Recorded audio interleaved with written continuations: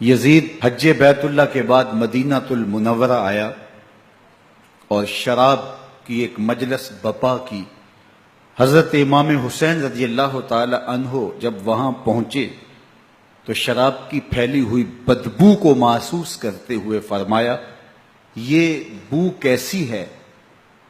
تو نشے میں دھت یزید بولا، یہ شام میں بنتی ہے، اور ایک جام منگوایا اور اس کو پیتے ہوئے دوسرا جام حضرت امام حسین رضی اللہ تعالی عنہ کی طرف بڑھاتے ہوئے کہا، ابا عبداللہ لیجئے۔ تو حضرت امام حسین رضی اللہ تعالی عنہ نے فرمایا، میں اس کی طرف دیکھتا بھی نہیں ہوں، اور پھر وہ عشقی اشعار پڑھنے لگا۔ جب یزید کی شراب نوشی کا منظر امام حسین رضی اللہ تعالی عنہ اپنی آنکھوں سے دیکھ چکے تھے تو مجھے بتاؤ یزید کے ہاتھ پہ امام حسین کا پاک ہاتھ کیسے آتا؟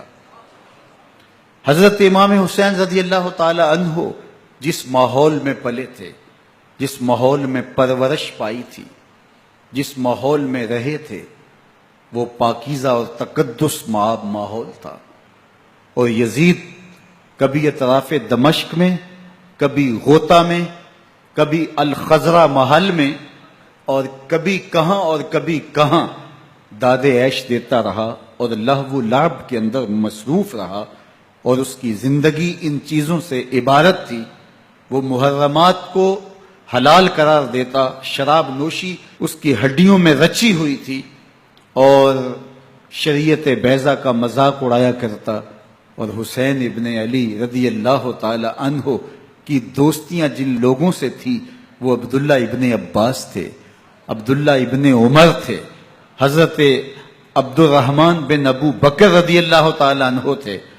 یزید تو جوا کھیلتا رہا، یزید تو قمار بازی کرتا رہا، یزید تو شراب نوشی کرتا رہا، اور حسین ابن علی مسجد نبوی کے منبر میں حضور کے پہلوؤں میں بیٹھتے رہے۔ اللہ اکبر! حسین کے لیے پیغمبر کے سجدوں کو طول دیا جا رہا ہے۔ حضرت سیدہ فاطمہ الزہرا رضی اللہ تعالی عنہا کے گھر کے قریب سے گزرے تو حضرت امام حسین کے رونے کی آواز آ رہی تھی، تو آقا کریم علیہ السلام نے فرمایا کہ فاطمہ، حسین کو چپ کرواؤ، الا تعلمی ان بقاءہ یوزینی، تو جانتی نہیں حسین کا رونا مجھے دکھ دیتا ہے۔ حسین ابن علی کو حضور رونے نہیں دیتے تھے، ان کو دکھی نہیں ہونے دیتے تھے، کیونکہ رسول اللہ صلی اللہ علیہ وسلم جانتے تھے کہ یہ کتنے دکھ سہے گا، کتنی تکلیفوں سے گزرے گا، اور کتنے مصائب سہے گا۔ زمانے نے وہ گھڑیاں بھی دیکھی کہ حضرت حذیفہ بن یمان رضی اللہ تعالی عنہ فرماتے ہیں کہ میں حضور کی خدمت میں نماز مغرب کی ادائیگی کے لیے حاضر ہوا، اور میں نے یہ اجازت خاص طور پہ اپنی ماں سے اس شرط پہ لی تھی کہ امی آپ مجھے اجازت دیں، میں حضور کی خدمت میں حاضر ہوتا ہوں، مغرب کی نماز بھی ادا کروں گا، اور پھر حضور سے عرض کروں گا حضور میرے لیے اور میری ماں کے لیے بخشش کی دعا کر دیجئے۔ ماں نے اس شرط پہ اجازت دے دی اور میں حضور کی خدمت میں آ گیا، نماز مغرب ادا کی، سلام پھرا، لیکن حضور عبادات میں، ذکر میں، نوافل میں ایسے مشغول ہوئے کہ میں آرزو رکھنے کے باوجود بھی عرض نہ کر سکا۔ خیر، نماز عشاء کا وقت ہوا، اذان پکاری گئی، حضور مصلی پہ آئے، نماز پڑھی، سلام پھرا، اور حضور اٹھے اور کاشانہ اقدس کی طرف چل دیے۔ اب میرے دل میں یہ خیال رہ کے آ رہا تھا کہ ماں کو کیا جواب دوں گا، میں تو حضور سے بخشش و مغفرت کی دعا کروا ہی نہیں سکا۔ جب حضور چل پڑے تو غیر ارادی طور پہ میں بھی حضور کے پیچھے چل پڑا، تو حضور نے رخ پھیرے بغیر فرمایا، من ھذا، میرے پیچھے پیچھے کون آ رہا ہے؟ پھر خود ہی کہا، حذیفہ تو نہیں؟ تو میرا دل دھڑک رہا تھا، قلت نعم، میں نے کہا جی جی حضور میں حذیفہ ہوں۔ فرمایا، ما حاجتوں کا غفر اللہ لکا ولأمک، کیا کام ہے؟ اللہ تجھے بھی بخش دے، تیری ماں کو بھی بخش دے۔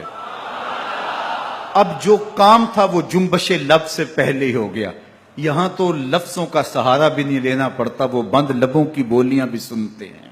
اقبال بولا ہے، فروغت صبح آثار و دہور، چشم تو بینندائے ما فی الصدور، تیری نظر تو سینوں کے چھپے راز بھی دیکھتی۔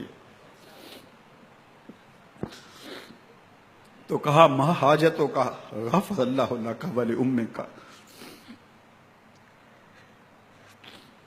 اللہ تجھے بخش دے، تیری ماں کی بھی مغفرت کر دے، کیا کام ہے؟ اب جو کام تھا وہ تو ہو گیا۔ تو میرے حضور نے ارشاد فرمایا، حذیفہ سنو، ابھی ابھی ایک فرشتہ آیا ہے جو اس سے قبل دھرتی پر پہلے کبھی نہیں آیا، آج پہلی مرتبہ اللہ سے اجازت لے کے دو کام کرنے آیا ہے۔ ایک تو مجھے سلام کرنے آیا ہے، اور دوسرا خوشخبری دینے آیا ہے کہ آپ کی بیٹی فاطمہ جنتی عورتوں کی سردار ہے، اور حسن اور حسین جنتی جوانوں کے سردار۔